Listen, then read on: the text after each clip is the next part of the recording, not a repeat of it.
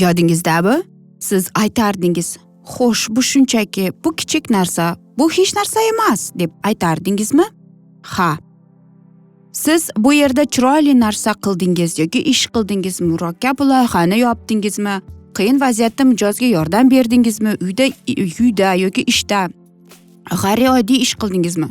Ehtimol hatto maqtov yoki minnatdorchilik oldingizmi? Bu siz haqida gapirishdan, ko'rsatishdan uyalasiz, to'g'rimi? Va siz baxtli bo'lishning o'rniga esa, aziz do'stlar, nima qilasiz? Aytasizki, "Yo, bu ish narsa bas, bu shunchaki" deb qo'yasiz. +998 889 977 333 bizning WhatsApp raqamlarimiz, aziz do'stlar. Shuningdek, unutmang, bizda Alkitab Media internet saytimiz ham mavjud.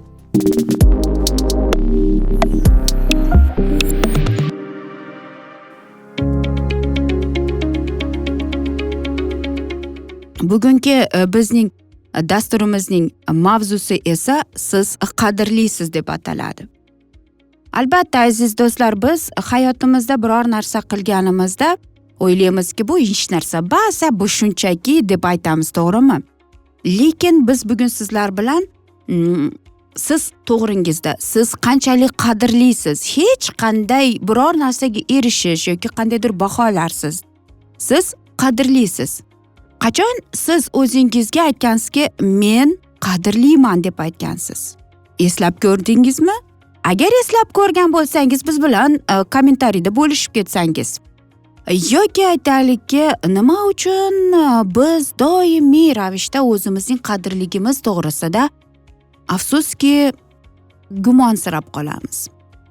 Bilasizmi, aziz do'stlar, hayotimizda biz nimaga erishib, nimaga qandaydir baholarga yoki maqtovlarga yetishamiz deb o'ylaymiz-u, lekin aytmoqchimanki, biz ko'pincha o'zimizning hayotimizni ijtimoiy tarmoqlarga qarab, boshqalarning hayotiga qarab solishtiramiz, to'g'rimi? O'ylaymanki, har biringizda shunday o'tgan, ayniqsa Instagramni qarab o'tirayotganingizda ana shu omadli, qandaydir bir boy bo'lib ketgan yoki bir coachlarni eshitsangiz, o'zingizni qandaydir bir aytaylikki, men qandaydir bir omadsizman, nimaga ularning qo'lidan keladi, mening qo'limdan kelmaydi deb aytamiz, bilasizmi? Va biz o'ylanib qolamiz, qayerda men katta xato qilmoqdaman deb.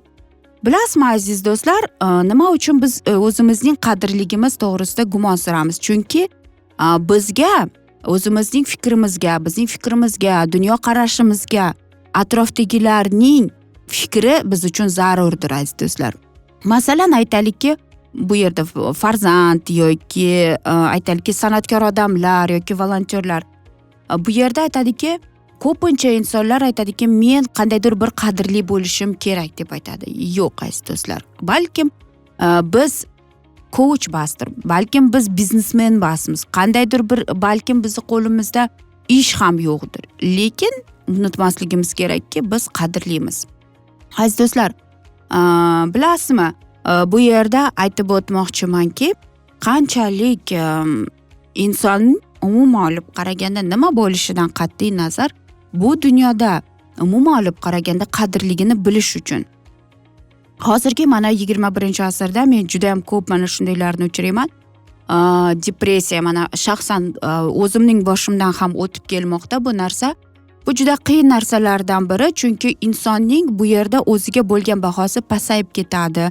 O'zida gumonsirashni boshlaydi va mana shu yerda afsuski psixolog, psixoterapevt aytadiki, o'ziga suiqasd qilish, hayotiga suiqasd qilish fikrlar paydo bo'ladi deb qoladi. Lekin sizlarga aytib o'tmoqchimanki, o'zimning shaxsiy tajribamdan aytib o'taman, aziz do'stlar, kundalik daftarini olib yurganingiz, yozib yurganingiz, qo'llanganingiz yaxshidir. Ya'ni bu kundalikda siz har kuni o'zingizga nima uchun minnatdorchiligingizni yozib o'tishingiz kerak bo'ladi. Ya'ni masalan, men bugun minnatdorman. Men bugun mana ishni qildim. Men bugun o'qishga borib mana baho oldim degan so'zlar, bu oddiy narsalar bo'lishi mumkin, lekin aynan ana shu oddiy narsalar sizning fikr yuritishingizga va hayotga umuman olib qaraganda o'zingizga boshqacha qilib qarashga yordam berib keladi. Bilasizmi aziz do'stlar, menda kundalik yo'q, lekin men har kuni ertalab kuzgini oldida o'tirib aytamanki, sen bugun uddalading, bugun ertalab uyg'onding, shukr. Sen bugun nonushta qilding, Xudoga shukr.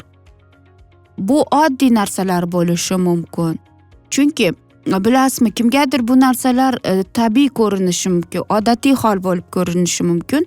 Lekin aynan siz qadrligingizni bilishingiz kerak bo'ladi aziz do'stlar. Siz har kuni aytingki, men qadrliman. Mening hayotim nimagadir qodir deb ayting aziz do'stlar. Chunki kichkina kundalik g'oliblik bu oddiy narsalarga ham sizga kuch-quvvat beradi aziz do'stlar. Bilasizmi, bir insonni bilamanki, uning hayotida juda qiyin vaziyatlar bo'lib kelgan aziz do'stlar.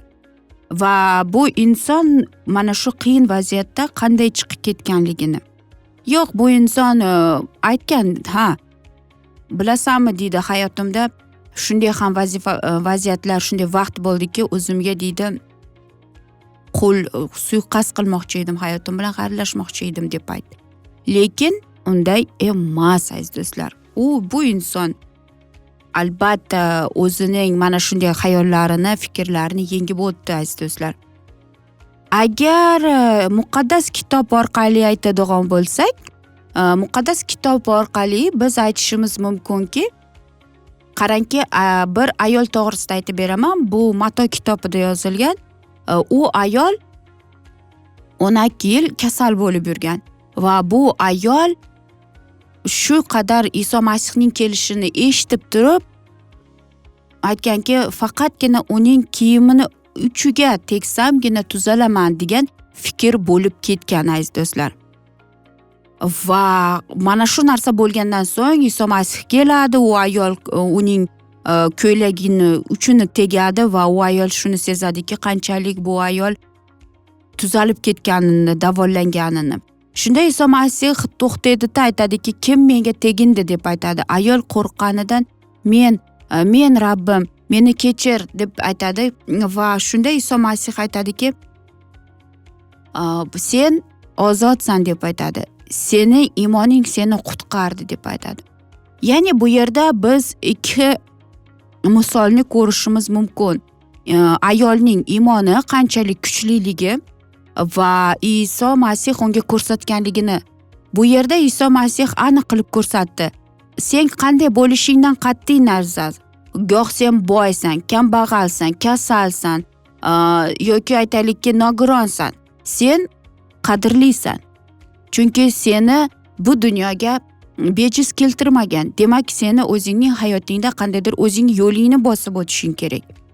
Shuning uchun ham aziz do'stlar, hech qachon unutmang, siz qadrlisiz. Va bilasizmi aziz do'stlar, sizlarga dasturlarimizning yakunida shunday kichkinagina vazifa, uy vazifasi deyman, albatta berib o'taman.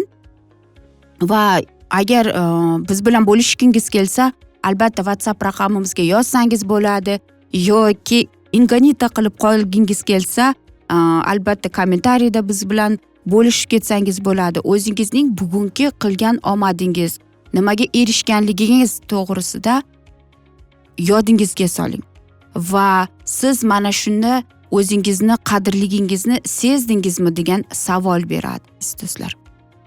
Albatta bu qiyin emas, lekin kimgadir bu qiyin, kimgadir bu oson. Lekin aynan mana shu narsa sizning yodingizga soladi. Qanchalik siz qadrlisiz, chunki siz borsiz. Hech qachon buni unutmang. Har kuni o'zingizning yodingizga buni solib turing. Biz esa aziz do'stlar, afsuski mana shunday asnoda bugungi podkastimizni yakunlab qolamiz. Yodingizga solib qo'ysak, bizda Alkitab Media internet saytimiz ham mavjud, shuningdek WhatsApp raqamimiz ham ishlab kelmoqda. +998 889 977 333.